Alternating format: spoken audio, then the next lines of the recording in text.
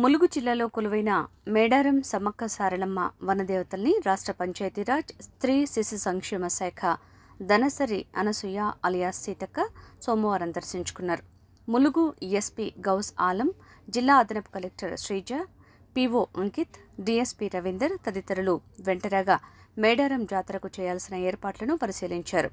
మేడారం జాతరకు రాష్ట్ర ప్రభుత్వం 75 కోట్లు కేటాయించిన నేపథ్యంలో జాతరకు వచ్చే భక్తుల రద్దీకి అనుగుణంగా చేయాల్సిన ఏర్పాట్ల గురించి అధికారులతో సమీక్షించారు. సమయం దగ్గర పడుతున్నందున మేడారం జాతర పనుల్ని వేగవంతం చేయాలని ఆదేశించారు.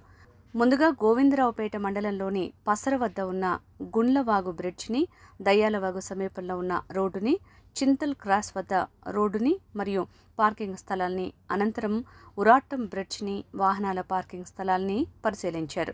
అదేవిధంగా చిలకలగుట్ట మరియు వీఐపీ పార్కింగ్ బస్టాండ్ని పరిశీలించి అధికారులకు సూచనలు ఇచ్చారు.